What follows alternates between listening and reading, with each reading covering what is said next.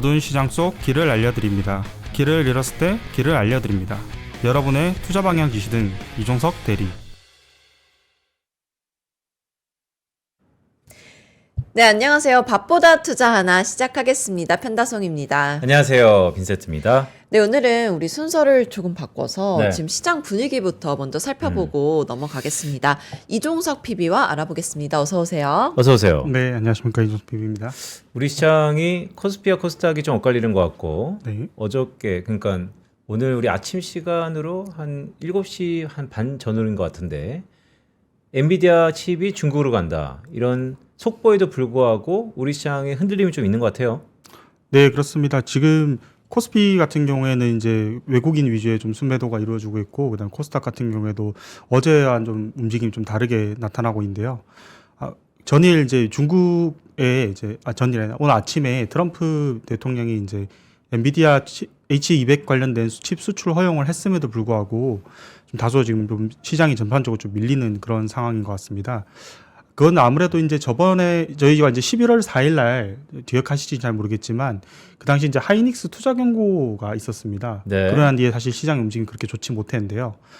어제 장 종료 후에 6시쯤에도 또 하이닉스 투자 경고가 또 올라왔었습니다. 그러니까 그런 하이닉스의 투자 경고 속보들이 나오던데 네. 그게 경고가 왜 찍히는 거예요?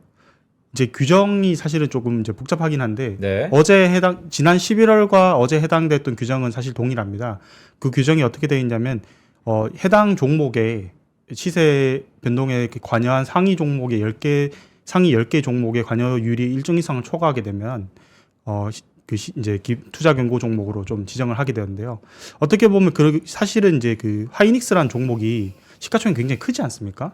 그런데 상위 몇 개의 계좌에서 이렇게 큰 그 시세를 관여할 수 있는 그런 거래량이 나타났다는 것은 어떻게 보면 외국인의 일부 투자자들의 그런 매도나 굉장히 많았다는 것을 의미하는 게 아닌가 그렇게 생각합니다. 그 투자 경고가 연초 시초가 대비 20% 이상 상승해서 투자 경고를 받은 게 아니고 네. 수급적인 부분에서 받은 거군요. 네, 그렇습니다. 지금 수급적인 부분에서 그렇게 경고가 나왔습니다. 그 H200 소식 좀 더 자세히 말씀 한번 주시죠. 네, 자료화면 보시면서 한번 보겠습니다. 트럼프가 H200 중국 수출을 허용했다는 그런 기사가 오늘 아침에 급히 나왔습니다. 시진핑 주석에게 통보했다는 말과 함께 그런 코멘트를 남겼었는데요. 판매 대금의 25%가 미국에 지급되게 되는 그런 그 규정이 있다고 말했습니다. 이거 같은 경우에는 이제 기존에 중국 수출 허용했다는 그 기사에 나왔던 내용이 그대로 이제 확정된 것으로 보이는데요. 다만 이제 모델 같은 경우에는 H200으로 기존의 H20 모델보다 조금 더 높은 마진을 가지고 있음에도 불구하고 가장 최신 모델인 블랙웰에 대해서는 판매하지 않겠다라는 그런 제한적인 부분도 있었습니다. 아무래도 이게 생각을 해보시게 되면 최근에 이제 미국 증시의 동향 같은 경우에는 엔비디아보다는 구글 브로드컴에서 TPU로 좀 넘어가고 있는 추세였는데 엔비디아의 어떻게 보면 이런 호재가 나타나고 난 뒤에 장 마감 직후에 2% 3% 정도 상승률을 보였습니다. 그런 부분을 본다면은 시장의 어떻게 보면 흐름이 조금 바뀔 수도 있는 그런 이슈가 아닐까 그렇게 생각해 보면 좋을 것 같습니다. 그 말씀은 속보 발표 이후에 미국의 애프터마켓에서 엔비디아의 주가가 2% 이상 상승했다. 네, 맞습니다. 그러면 우리 증시도 잘 가야 되잖아요. 잘 돼야 된다고. 엔비디아 밸류체인 있잖아요. 네, 근데 지금 하이닉스, 삼성전자 다 하락하고 있는데요. 그렇습니다. 제가 생각했을 때는 어제 그 투자 경고가 조금 외국인들에게는 아무래도 좀 그 유의미한 그런 정보로 받아들여지지 않았을까 그렇게 생각하는데요. 지난번에도 사실 이 투자 경고가 나온 이후부터 블룸버그를 뿐만 아니라 주요 이제 유명한 외신들에게 그런 내용들이 쭉 퍼지면서 외국인 투자들이 좀 이탈하는 모습을 보였던 걸 고려한다면 아무래도 외국인 입장에서는 정부 금융당국에서 직접적으로 그런 식의 이야기가 나온다는 것 자체에 좀 부담을 느끼지 않나 그런 생각도 해보시면 좋을 것 같습니다. 근데 댓글에서 있는 것 같은데 투자 경고입니까? 투자 주의입니까? 죄송합니다. 투자 주의입니다. 투자 주의. 네, 죄송합니다. 그러니까 투자 주의를 받으면 뭐 어떻게 되는 거예요? 브레이킹이 잠깐 퍼즈 되는, 그러니까 멈추는 겁니까? 아니면 그냥 주의 받고 그렇다 그런 겁니까? 그냥 그렇다라는 정도만. 그래요? 투자할 때 주의해라라는 메시지를 주는. 네, 그래요? 네. 그러면 우리 HTS 한번 볼까요? 이 종목별 경제 주체별 수급을 볼 수 있습니까? 말씀하신 것처럼 삼성전자와 SK하이닉스의 지금 기관 외국인들의 수급이 좀 궁금해지는데. 네, 지금 제가 이제 표를 쭉 띄워놨는데요. 네. 오늘 같은 경우에는 외국인들이 조금 매도하는 모습을 보여주고 있고, 진짜 그러네요. 네, 기관 같은 경우에 매수하고 있는 모습을 좀 보여주고 있습니다. 사실 지난 11월 아마 그때 이제 발표가 났을 때도 보시면 외국인들의 대량 매도가 연이어서 이어졌습니다. 그 이후로도 거의 한 7거래일 정도 이어진 모습을 보여주고 있는데요. 이렇게 이제 시장에 어떻게 보면은 좀 공신력 있는 어떻게 보면 그런 정부기관의 발표에 대해서 외국인들이 반응하는 모습 자체가 저는 약간 좀 다르게 한번 볼 수도 있는 부분이라 생각하는 게 최근 이제 내일 있을 이제 국민성장펀드 관련 출범도 그렇고요. 그 다음에 자본시장법 관련돼서 계속해서 제도가 변화하는 부분도 그렇고 외국인들이 이런 우리나라의 제도에 대해서 굉장히 깊은 관심을 가지고 그것을 실제로 가격에 반영하고 있다는 모습에서 좀 다른 부분으로 좀 좋게 봐야 되지 않을까라고 생각합니다. 네, 그리고 또 오늘 아침에 주목할 만한 뉴스 어떤 게 있었나요? 네, 다르게 또 보실 소식은 이제 어제 같은 경우에 이제 노동통계국의 10월 PPI 발표가 좀 취소됐다는 그런 내용이었습니다. 네, 11월과 묶어서 내년 1월 4일, 14일 날 발표한다는 내용인데요. 이 내용 같은 경우에는 조금 이제 어떻게 보면 지표 발표에 대한 불확실성이 계속해서 지속되는 그런 흐름을 보여주기 때문에 투자자들 입장에서는 좀 변동성이 커지지 않을까라는 그런 생각이 들게 만드는 그런 내용입니다. 저건 보니까 셧다운 이후에 뭐 이해는 가지만 미국 정부가 계속 발표하겠다 안 하겠다 이러다가 이제 깜깜이가 그냥 연말까지 가는 듯한 모습인데 네, 이번 주에 12월 FMC 있죠? 네. FMC를 뭐 많이 다루긴 했는데 이종석 PB가 바라봤을 때 이번 FMC의 관전 포인트 하나를 꼽자면 어떤 게 있습니까? 일단 우선적으로 아무래도 이제 파월 의장의 그런 발언 같은 게 이제 큰 그 관전 포인트겠죠. 그리고 이제 추가적으로 보실 부분이 사실 지금 이제 FOMC가 거의 관련되어 있는 위원들은 발언을 할 수 없는 그런 블랙아웃 기간으로 알고 있는데요. 재밌는 점은 그 기간 동안은 지금 차기 연준 의장 후보로 가장 유력하게 지목되는 미국의 케빈 해시 국가경제위원장은 막상 또 발언을 하고 있습니다. 그러니까 사실상 위원이 아니라는 그러한 어떻게 제도적인 허점이라고 할까요? 그런 부분을 통해서 발언을 개입을 하고 있는 것이죠. 그래서 결론적으로 놓고 봤을 때는 케빈 해시이 말하는 정도의 수준과 그다음에 파월 의장이 말하는 수준의 그 차이를 좀 눈여겨보시면 좀 좋을 것 같습니다.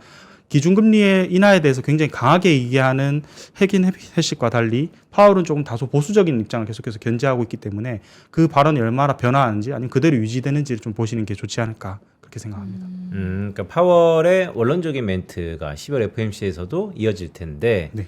말씀하셨던 것처럼 블랙아웃 기간을 차치하고 차기 연준 의장의 하마평에 오른 케빈 해시은 금리 인하를 주장하고 있다. 네, 그래서 시장은 뭐 금리 인하 쪽에 좀 더 베팅하고 있다. 그렇습니다. 그래서 이제 시장이 사실은 베팅 굉장히 많이 하고 있는데 네. 막상 결국은 그러한 금리 인하에 대해서 결정하는 것은 현직 의장이지 않습니까? 현직 의장과 위원들이지 않습니까? 그렇게 생각한다면 시장이 기대하는 게 좀 약간 다소 좀 앞으로 가 있다라는 생각도 좀 듭니다. 너무 가격을 좀 빠르게 매기고 있지 않은가라는 그런 좀 생각도 좀 듭니다. 네, 그리고 다음 소식 보면 위험 자산인 주식이랑 안전 자산인 금이 반세기 만에 동반 랠리가 있다고요? 네, 그렇습니다. 국제결제은행에서 발표한 내용인데요. 주식과 금이 이제 반세기 만에 동반 랠리를 하면서 둘 다 버블에 대한 우려를 좀 표현했습니다. 아무래도 이제 그간의 안전자산이라고 믿어지는 금과 주식이 동반이 랠리를 하게 된다면 주식이 급락했을 때 피난할 곳이 없다는 네. 그런 좀 두려움이 생기게 되는데요. 다만 이제 저희가 이제 좀 생각해 보아야 될 것은 주식과 금도 피난처가 아니면 대체 피난처가 어딜까라는 부분도 한번 저는 개인적으로 뭐 현금이라고 생각은 하는데 사실 채권 같은 경우에도 좀 동반 피난처가 될 수도 있지 않을까 그렇게 생각합니다. 다만 지금 최근에 이제 영국하고 독일 그다음에 일본 유럽 주요국들의 이제 금리는 계속해서 올라오는 상황이고 미국은 좀 인하하고 있는 그런 상황인데요. 그런 부분들을 봤을 때 달러 채권이 조금 더 유리할 수 있는 부분도 있지 않을까. 급등을 하게 된다면 유리한 부분이 있을 수도 있다라는 생각도 듭니다. M&A 관련돼서 M&A 조건 퍼즐 자체가 네. 뭐 합병 시 글쎄 공정가액을 적용한다? 이건 무슨 얘기죠? 네, 어제 장 끝나고 이제 오후에 나온 소식입니다. 이 소식 같은 경우에는 오늘 아침 일면에 좀 실린 기사가 많은데요. 상장사를 합병할 때 기존에는 이제 주가를 기준으로 계산했었는데 이제는 공정가액을 기준으로 이제 인수대금을 결정하겠다라는 그런 내용입니다. 어떻게 보면 소액주주 입장에서 대주주가 주가를 좀 강하게 누르는 그런 어떻게 보면 대린 비용의 문제랄까요? 그 이해관계가 불일치함으로써 발생하는 그런 문제들을 조금 해소해 줄 수 있을 것이라 좀 기대하면서 지금 나온 대안인데요.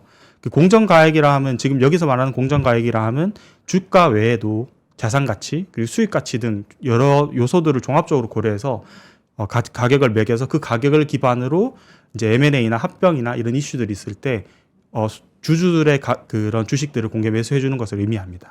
그래요? 근데 저게 지금 타이밍이 약간은 의심스러운데 삼성바이오로직스의 인적 분할, M&A를 앞두고 있는 네이버 두나무의 이벤트, 이것이 그러면 곧바로 네이버 주가에 영향을 좀 미치고 있습니까? 사실 네이버는 어떻게 보면은 이제 이 법안에 해당될 수 있을지는 제가 잘 모르겠습니다. 왜냐하면은 이 법안이 당장 통과되더라도 적용되는 시점이 조금 뒤이기 때문에 그 이전에 만약에 이런 합병들을 마무리하고 실제로 인수를 완료하게 된다면 사실 크게 영향을 받지 않을 수 있기 때문에 이런 부분들은 어떻게 보면 지금 당장 합병을 준비하는 회사들의 어떻게 보면 타겟이 되지 않을까 그렇게 생각합니다. 그러면 지금 합병을 준비하고 있는 대표적인 기업들이 리스트업돼 있나요? 제가 다른 기억이 잘 안 나지 않지만 뭐 SK그룹도 뭐 제가 알기로 뭐 바이오 관련돼서 있었던 것 같은데, 네, 제가 기억을 잘 안 나지 않습니다. 네. 알겠습니다. 자, 가져온 자료 한 면 한 번 더 띄워주시죠. 네. 저거 좀 관심 있는데 150조 원 네. 규모 출범, 이게 수장으로 미래에셋 회장님하고 셀트리온 회장님하고 네. 둘이 붙는데 이게 이제 코스닥에 집중 매도하겠다 이런 내용인가요? 아무래도 코스닥에 집중 매수를 하겠다, 뭐 집중 투자하겠다라는 내용을 직접적으로 말하는 바는 없지만 간접적으로 어떻게 보면 모험 자본이라는 그런 투자할 수 있는 풀의 성격 자체가 좀 굉장히 고위험에 가까운 그런 투자를 좀 집행하게 됩니다. 그런 투자들을 집행을 하다 보면은 이제 저희가 생각하는 그런 코스닥 회사들, 벤처 기업들에 좀 유리한 부분들이 있기 때문에 코스닥 기업들에 좀 유리할 수는 있다라는 그런 생각이 드는데요. 다른 한 측면에서 봤을 때는 전반적으로 이렇게 많은 돈들이 기술 혁신을 위한 부분들이 어떻게 보면 투자가 되는 거지 않습니까?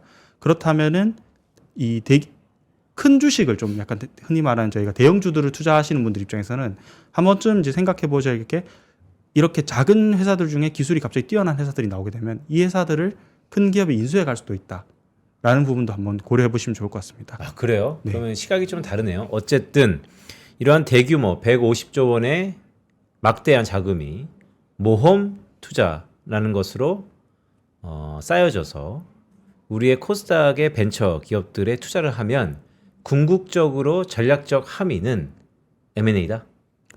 저는 최종적으로는 어떻게 보면은 자본시장 내에서 그간에 이제 기술 성장 기업들이 엑시트할 수 있는 방향이 크게는 사실 상장하는 것이거나 우회를 통해서 이제 뭐 스펙이나 이런 부분 통해서 상장하는 것으로 봤는데, 이렇게 인수 합병이 조금 더 활성화되는 그런 이 자금으로 인해서 인수 합병이 좀 더 활성화될 수 있는 계기가 된다면 그 부분으로도 좀 탈출구가 있지 않을까라고 생각합니다.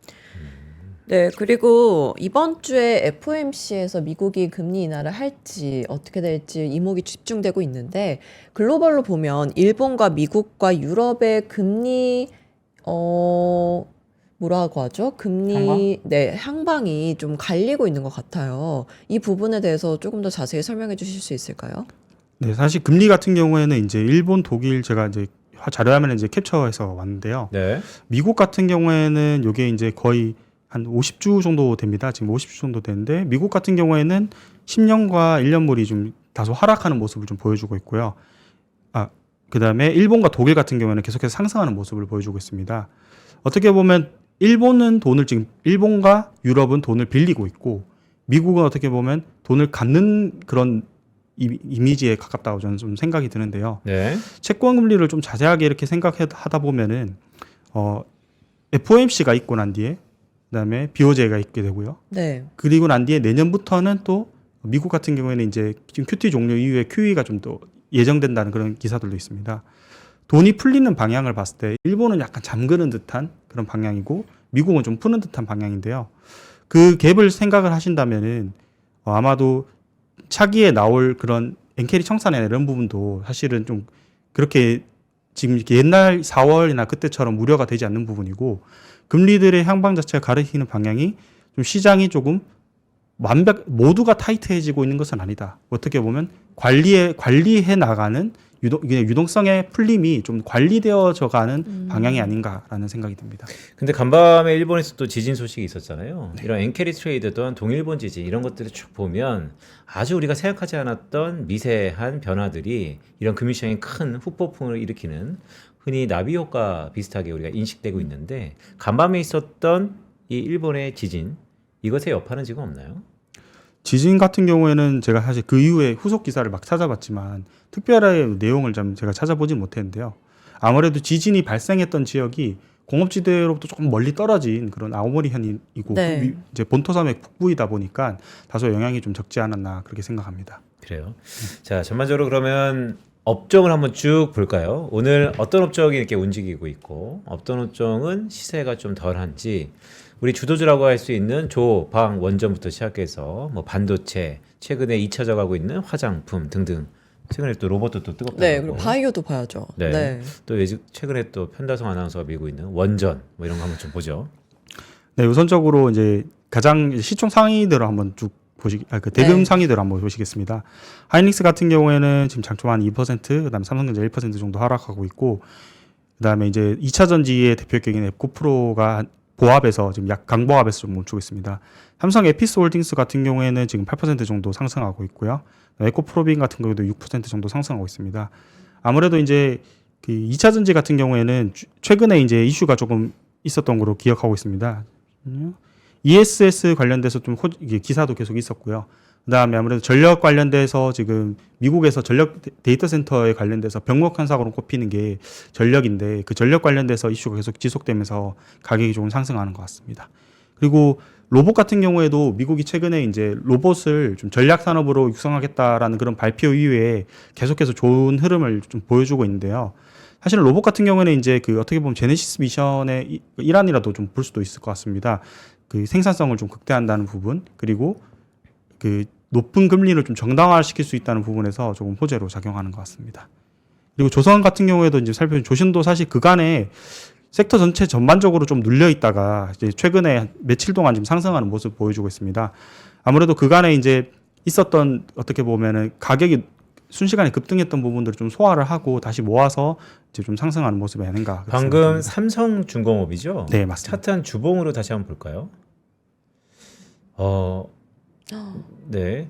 약간 또 지지하고 다시 턴어라운드 하고 있다는 생각도 좀 드는데. 네, 그렇습니다. 이게 결국은 저는 이제 어떻게 보면 이제 조선의 탑3라고 한다면은 이제 뭐 현대중공업하고 그다음에 삼성중공업 그리고 사하나오션 이렇게 있을 텐데요.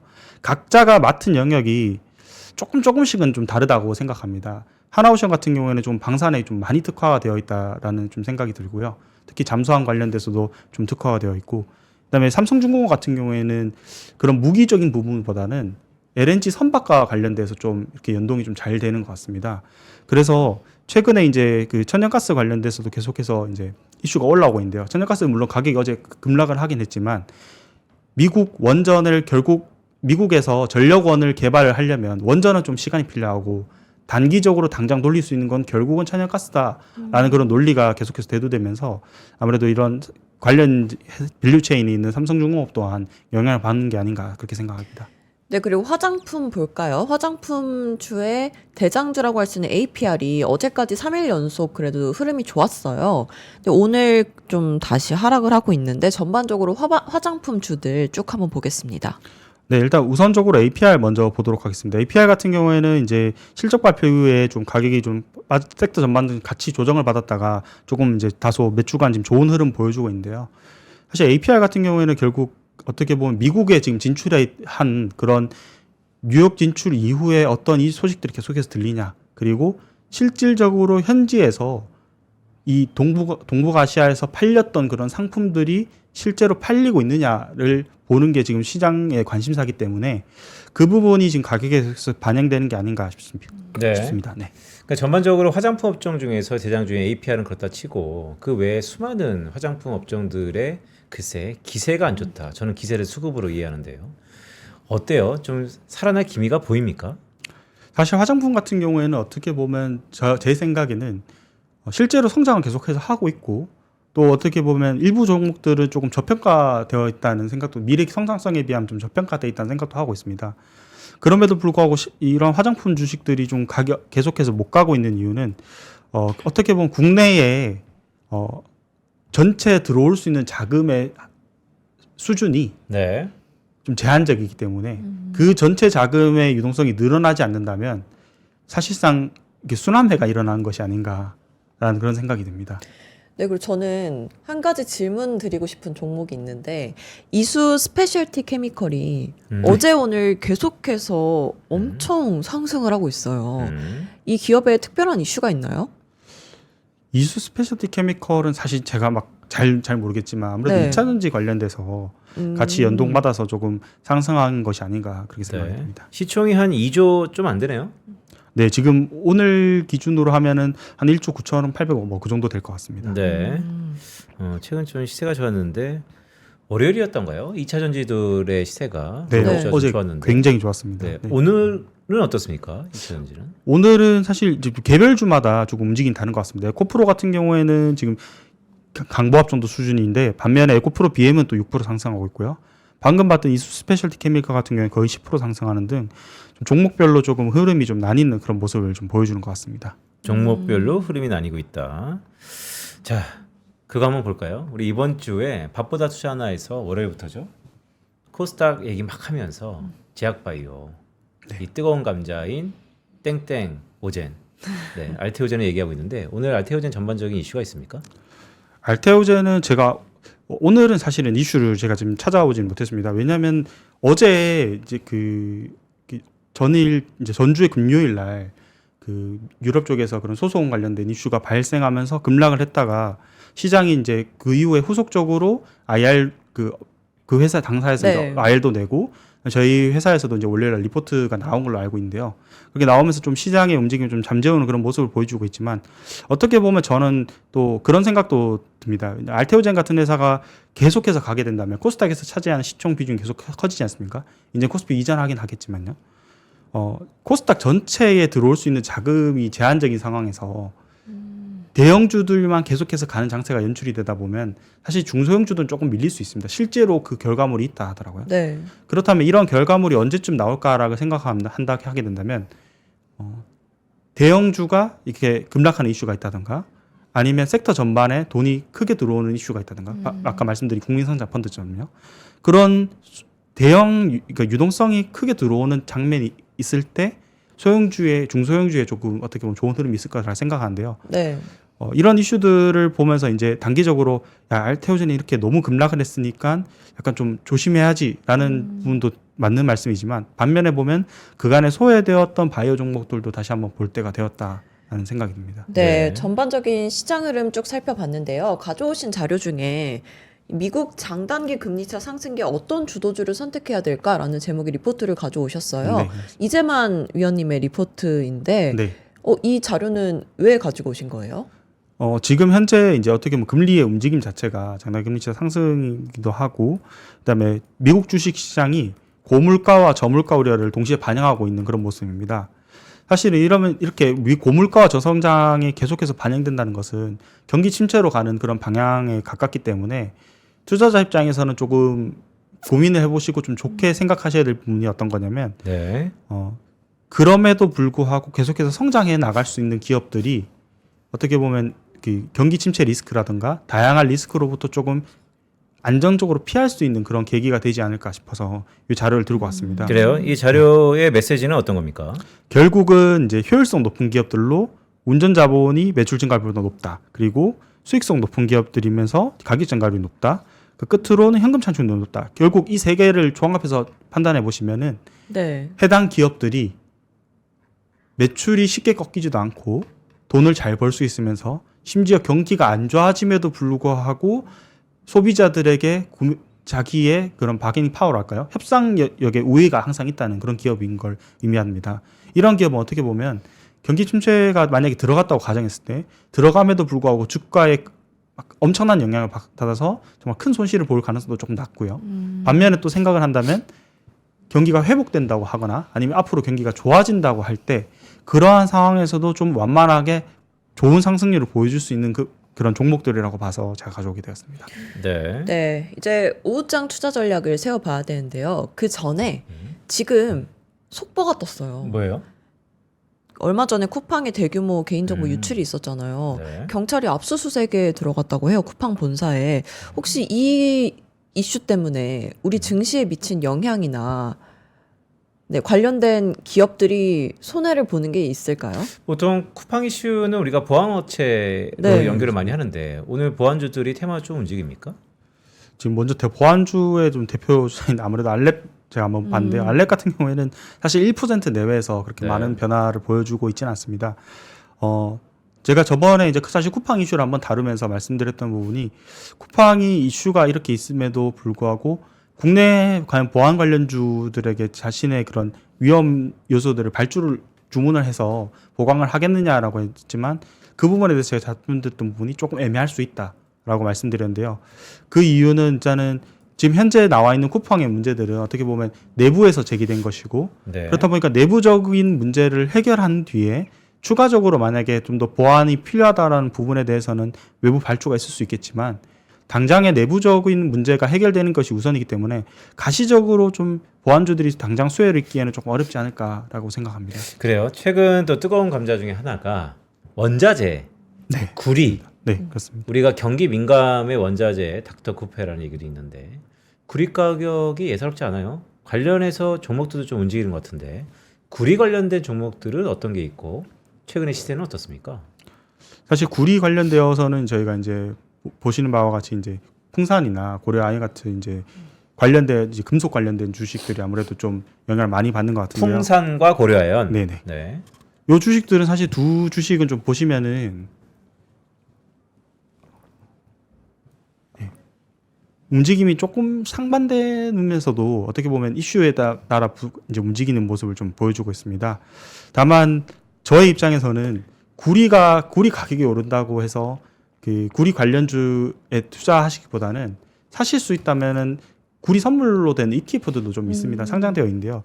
그런 것을 직접 매매하시는 게 좀 낫다고 생각이 들고 보여줄 수 있나요? 어떤 ETF 있는지요? 구리 잠깐만요. 구리 관련된 상장 기업을 볼 게 아니고 네. 구리 가격 자체 상승에 연동돼 있는 구리 선물 ETF 상품들을 보자. 이런 네, 말씀이시죠? 맞습니다. 네, 맞습니다. 그런 상품들 뭐가 있습니까? 잠시만요. 제가 구리 ETF 순위 이렇게 쳐봤거든요. 네. 그랬더니 타이거 구리 실물 ETF, 네, 코덱스 코덱스, 구리 선물 네. ETF 이런 게 뜨네요. 그러니까요. 사실 이렇게 상장되어 있는 종목들이 직접적으로 있기 때문에 네. 만약에 정말 나는 구리 가격이 많이 오를 것 같고 조금 구리를 좀 포트폴리오에 담고 싶다는 분들은 직접적으로 이런 종목들을 좀 매수해서 포트폴리오 관리를 하는 게 좋지 않을까 그렇게 생각이 듭니다. 왜냐하면은 이제 그런 앞선 이제 관련주들을 따라가다 보면은 이 시세가 결국은 나중에 틀어질 수도 있게 되거든요. 어떻게 네. 보면 구리는 진짜로 오르고 있는데 구리 관련주들은 빠지고 있는 그런 상황이 있을 수도 있기 때문에 목적에 맞는 자산을 구매하시는 게 어떻게 보면 금융상품을 고르는 기준에서는 좀 더 맞지 않을까 그렇게 생각합니다. 그러니까 이종석 PB가 얘기하는 것은 구리 가격이 오르는 건 사실이지만 관련된 업종보다는 오히려 직관적인 상품을 보자 이런 말씀이시죠? 네, 맞습니다. 자, 오랜만에 한번 볼까요? 우리 하나증권에만 있는 공포 탐욕 시그널. 네. 네, 요즘 꽤 안 봤죠 우리가? 네, 며칠 안 봤는데 오랜만에 봐볼까요? 네, 오랜만에 한번 제가 쭉 보도록 하겠습니다. 네. 먼저 이제 자료화면 보시면 코스피 같은 경우에는 지금 매우 탐욕에서 탐욕으로 낮아진 지 좀 한 몇 주가 되었습니다. 탐욕 수준에서 계속해서 지금 유지하고 있는 모습이고요. 보통 이제 시가총액 상위순으로 보시게 되면 삼성전자가 계속해서 흐름 좋았던 모습 보여주고 있기 때문에 매우 탐욕 모습. 그다음에 현대차도 최근에 이제 로봇 관련돼서 발표 이후에 좀 좋은 모습 보여주고 있습니다. 전체적인 흐름을 보시면 대형주들이 다소 굉장히 좋은 모습을 보여주고 있다는 부분을 아실 수 있습니다. 네. 그리고 좀 특이했던 점은 유통업이라고 묶여 있는 요 섹터가 매우 탐욕이라는 부분인데요. 유통업이요? 네, 맞습니다. 최근에 뭐가 있죠 유통업에서? 삼성물산도 있고요. 네. 그다음에 여기 묶여 있는 기업들 보시면 신세계, 이마트, 그다음에 롯데쇼핑, 그다음에 현대백화점 이런 기업들이 좀 있습니다. 이게 왜 그러지? 뭐 연말 쇼핑 시에 대한 기대인가요? 왜 시세가 좀 났었나요? 제가 생각했을 때는 각자 뭐 개별의 이슈가 있겠지만은 전반적으로 반도체가 올라오면서 국내 경기가 내수가 좀 좋아질 것이다. 라는 기대감이 유통업으로 좀 반영되고 있지 않은가라는 생각이 그래요? 듭니다. 근데 물론 뭐 그럴 수도 있는데 약간의 좀 점핑이 있지 않나 싶어서 반도체가 좋아지는 건 오케이. 반도체 관련 업종도 있으니까. 그런데 그래서 내수가 좋아져서 유통업체가 좋아질 시대가 것이다. 됐다. 그럼 중간에 너무 약간 브레이크가 있는 것 같아갖고. 하나 건너뛴 것 같아요. 네. 그렇죠. 제가 생각했을 때는 그 경우죠. 반도체가 호황이 된다면 네. 그에 관련돼서 밸류체인에 종사하시는 분들의 성과급이 어떻게 보면 늘게 되지 않습니까? 그럼 그 받은 성과급이 이러한 내수 관련된 유통업에 소비를 하게 되고 그렇게 되면은 미래 성장성이나 아니면 지금 현재 그 영업 흐름이 그렇게 좋지 못한 유통업들이 대규모 개선될 수 있을 것이다라는 그런 기대감이 있지 않을까 그렇게 생각합니다. 네. 자, 코스닥은 어떻죠? 네, 코스닥 같은 경우에는 전체적으로는 지금 그냥 일반적인 탐욕 정도의 수준에 머물러 있습니다. 물론 이제 시가총액 상위순으로 좀 살펴보시면은 2차 전지와 바이오 그리고 로봇주들이 좀 이렇게 포진해 있는 모습들을 보여줄 수 있는데요. 알트위즈는 관망 떴네요. 네, 아무래도 그 급락의 영향이 아닌가 그렇게 생각이 듭니다. 이렇게 공포 탐욕 지수가 이렇게 즉흥적으로 많이 바뀌었었구나. 그동안 우리가 한 몇 개월 동안 쭉 보면서 항상 이게 왜 높아가지고 맨날 매우 탐욕이지 이랬는데 네. 그렇게 정말로 한번 주가가 움직이면 이렇게 확 바뀌기도 하는군요. 그렇죠. 실질적으로 어쨌든 그 당일에 이제 변동성이나 그간의 변동성 그리고 시장에서 이슈되는 부분들을 이렇게 반영을 해서 가는 지표이기 때문에 좀 지금 현재 상황을 진단하는 데는 좀 좋을 것 같습니다. 앞으로 저번에 제가 이거 처음 소개드렸을 때 설명드렸던 부분이 공포 탐욕 지수를 어떻게 활용하면 좋을까라는 부분에서 현재의 상태를 보고 시장 전체의 흐름과 현재 지금 이 주식이 어떤 흐름을 같이 보여주는지를 동시에 보시는 게 좀 좋다는 식으로 제가 그때 말씀드렸었습니다. 그래서 지금도 보시면은 알테오젠 같은 경우에 지금 관망이 떴다는 것은 네. 코스닥 지수가 탐욕임에도 불구하고 제일 큰 주식인 알테오젠이 탐욕했다는 것은 그만큼 어떻게 보면 주도주에서 조금 벗어나 있다라는 부분일 수도 있고요. 네. 반면에 ABL 바이오나 리가켄 바이오 그다음에 이렇게 좀 비교적 큰 기업의 바이오 기업들은 또 그래도 여전히 탐욕이나 매우 탐욕 구간에 있기 때문에 여전히 주도주로서의 그런 움직임을 보여주고 있다라고 보시면 좋을 것 같습니다. 정말로 알테오젠이 물론 시가총액 코스닥 기준으로 1등이고 엄청나게 큰 규모를 갖고 있지만 이번 이슈는 국지적인 이슈에 불과하다 이렇게 봐도 무방한 건가요? 저는 개인적으로는 사실 그렇게 국지적인 이슈라고 판단하고 있습니다. 그 어제 이제 나왔던 저희 회사 리포트 내용도 그렇고 독일이나 이런 시장들이 전체 매출에서 차지한 비중이 그렇게 크지 않고 그다음에 미국향이 사실상 본질적으로 큰 매출을 차지하기 때문에 그 부분에서의 펀더멘탈의 훼손이 없다면 현재 주가의 급락은 좀 과도한 것이다라고 좀 보는 게 맞지 않을까 생각이 듭니다. 네, 그리고 공포 탐욕 시그널 이 카테고리 중에 코스닥 기술 성장 기업 카테고리는 제가 처음 보는 것 같은데. 이거 뭐예요? 네, 이거는 어떤 기업들이 속해 있어요? 여기는 이제 상장 당시에 저희가 네. 흔히 말하는 상장의 그런 조건들 중에 기술 특례? 네, 기술 특례 상장을 한 그 기업들로 제가 알고 있습니다. 그 사실 이제 좀 재밌게 보셔야 될 게 이 기술 특례 상장에서 지금 어떻게 보면 굉장히 성공적으로 지금 잘 되어 있는 기업들인데요. 이런 기업들의 주가가 사실 최근에 계속해서 좋습니다. 보시면은 상위권 이제 제가 20개를 뽑았는데 20개 전부 다 지금 시세를 최근에 보시면 루닛을 제외하고 일부 종목들을 제외하고는 대부분 다 시세가 계속해서 우상향하는 그런 종목들이기 때문에 앞으로 이제 저희가 이제 고민해봐야 될 부분이 기술 특례로 상장하는 기업들 중에 섹터가 조금 바이오라든가 아니면 AI라든가 반도체라든가 그렇게 국가 전략에 해당되는 그런 섹터들은 시장의 관심을 좀 지속해서 주목받을 가능성이 크지 않을까 그렇게 생각합니다. 그래요. 이 특례 상장이 기술 특례가 사실 재무제표보다는 기술적인 밸류를 줘서 우리가 메이저리그에 급부상했던 제도 중에 하나인데 이들이 기술은 뭐 믿어 의심치 않겠죠. 그만큼 우리 상장사로 자리매김했으니까. 하지만 그 이면에 가려져 있는 실적에 대한 불안감이 상당 부분 있을 텐데 네, 그렇습니다. 이종석 PB가 전반적인 기업들을 쭉 보니 시세가 나는 것도 기술 플러스 그 수익성에 대해서 어느 정도 담보가 되고 있다 이렇게 봐도 되는 건가요?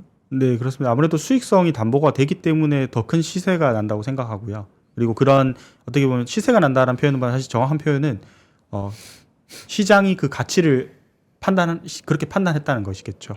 근데 또 다른 측면에서 한번 살펴보시면 초기에 저희가 이제 인수 관련된 상장사 공정가치 인수 관련돼서도 발표를 했지 않습니까? 그 내용을 한번 공공히 생각해 보신다면 좋은 기술을 가지고 있고 그것이 시장에서 입증이 되기 시작하는 기업들의 경우에는 대기업들이 충분히 비싼 가격이라도 사갈 수 있다. 또는 해외 대기업들도 사갈 수 있다라는 것을 의미하기 때문에 그 부분에서 코스닥 기술 성장 기업을 평가를 하실 때 어떻게 저는 이제 그렇게 생각을 하고 있는데 단순히 현재 나는 수익이 중요한 것이 아니라 그 기술이 만약에 시장에 던져졌을 때 잡아먹을 그런 어떻게 보면 혁신이라 할까요? 다른 그 시장에 현재 현존하는 제품들의 그런 마켓 쉐어를 다 가져오고 그 다음에 이 기술로 인해서 확대될 마켓 쉐어까지 그 마켓 사이즈까지 고려한다면 그런 부분들을 좀 기대감에 반영을 하셔서 기업 가치를 계산하는데 좀 반영하시는 게 좋지 않을까 그렇게 생각합니다. 근데 아까 설명하실 때 루닛을 제외하고 시세를 분출하고 있다고 하셨잖아요. 네. 근데 제가 기억하기로는 루닛이 의료 인공지능 기업이고 네. 1년 전까지만 해도 주가가 8만 원대까지 갔었어요. 네. 근데 최근에 계속 좀 지지부진한 모습을 보이고 있는데 네. 루닛에 대해서는 어떻게 생각하세요? 그러니까 의료 네. AI의 신화는 끝나는 겁니까? 저는 사실 의료 AI는 어떻게 보면 신화가 끝났다라고 생각하지 않습니다.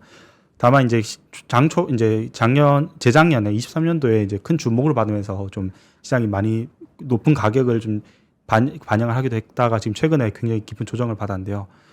의료 AI란 부분이 가져다 올 그런 어떻게 보면 이점이랄까요? 이점이 분명한 부분들이 있습니다. 예컨대 좀 비교적 낮은 단가에도 좀 좋은 퀄리티의 진단을 받을 수 있다던가 네. 아니면은 신약 개발에 필요한 데이터들을 충분히 수집할 수 있다던가 그런 가치들이 충분히 있기 때문에 당장에 끝났다라고 보시기보다는 좀 내년도에 국민선장 펀드가 출범하고 나서 다시 한번 주목해봐도 될 섹터 중에 하나가 아닐까 그래요? 생각합니다. 루닛 차트 한번 볼까요?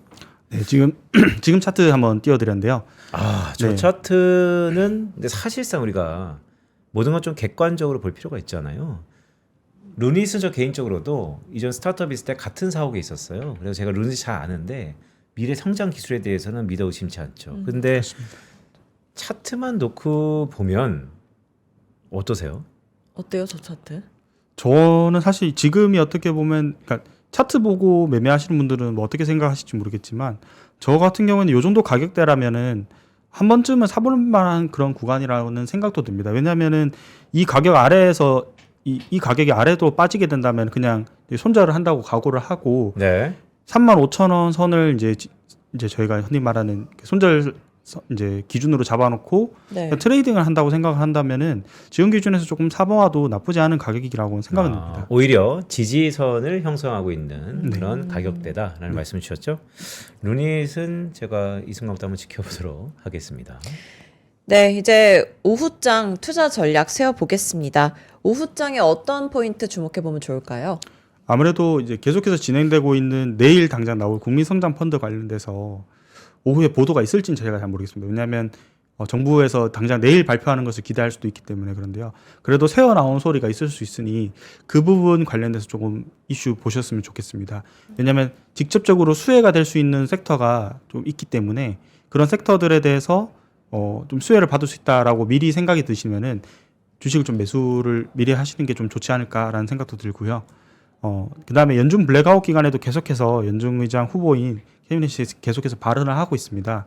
이 발언이 얼마나 이제 비슷한 수위로 이어지면서 네. 실제로 연준의 이런 이슈까지 이어질지도 좀 주목하시면 좋을 것 같습니다. 근데 그 부분은 이종석 PB가 말씀을 쭉 주셨으니까 한번 곱씹어 보면 막 이런 거잖아요. 이미 전임자들이 올해 가장 중요한 FOMC 회의를 하러 들어가서 하고 있는데 내가 이제 곧 그 단체를 이끌 사람이기도 한데 그러니까 노미네이트된 지명자인데 밖에서 결국 한 가족이 될 사람이라면 서포트를 막 해줘야 될 것 같은데 그렇죠.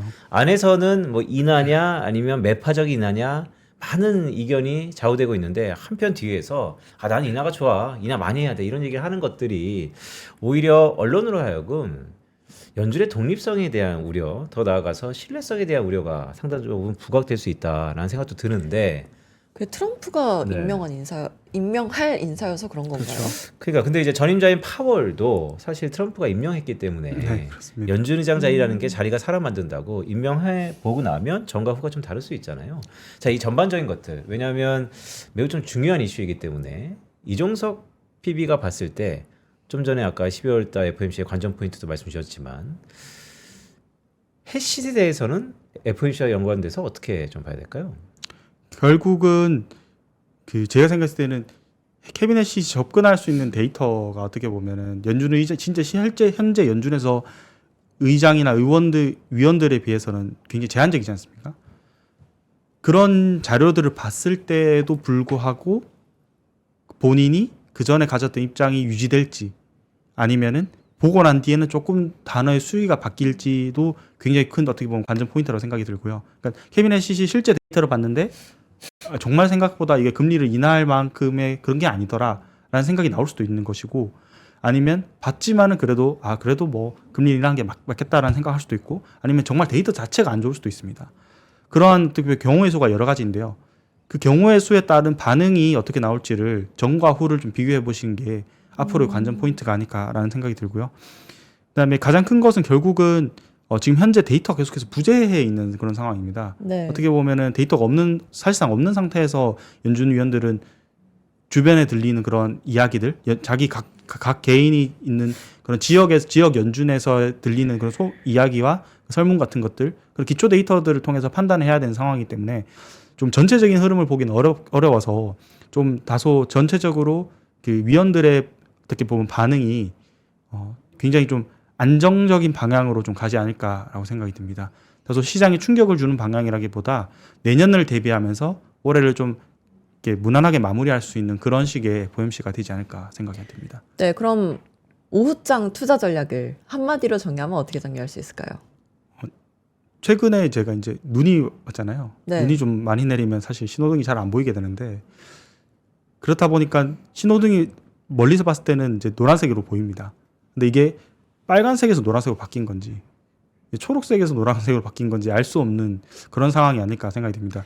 이종석 PB 소개 영상에 네. 길을 밝혀드리는 등대 아닌가요? 네. 그래서 제가 이제 그런 말씀드리고 싶은 게, 지금 같은 상황에서는 투자를 함부로 하는 그런 판단을 하시기보다는 네. 조금 이렇게 불확실한 부분들이 사실상 좀 명확하기도 하고, 시장이 좀 어떻게 보면 호재에 대해서 좀 많이 반응을 해왔었기 때문에 그 부분을 고려하셔서 너무 내가 근데 종목을 너무 많이 들고 있다던가, 그러니까 현금 비중이 너무 낮다던가, 아니면 해지가 전혀 되어 있지 않은 상태시라면 그런 해지를 좀 고려하셔서 현금 비중을 조금, 어쨌든 가격이 올라와 있는 주식들의 가격이 올라와 있는 상황에서 현금 비중을 조금 가져가는 것도 나쁘지 않은 대응 전략이 아닐까 그렇게 생각이 듭니다.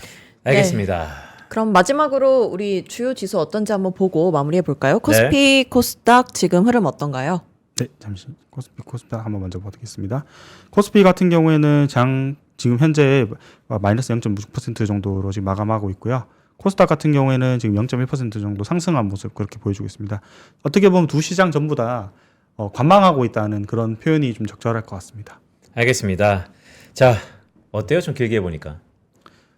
사실 좀 길게 하다 보니 이제 설명드릴 부분도 좀 많기도 했고, 그다음에 다소 이제 기본적으로 말씀드려야 될 부분이 좀 늘어지는 느낌도 살짝 있었는데, 그래도 좀 정보의 퀄리티가 좀 15분일 때 비해서 좀 많이 좋아진 것 같아서 그런 부분에서 오히려 좀, 좋았나요?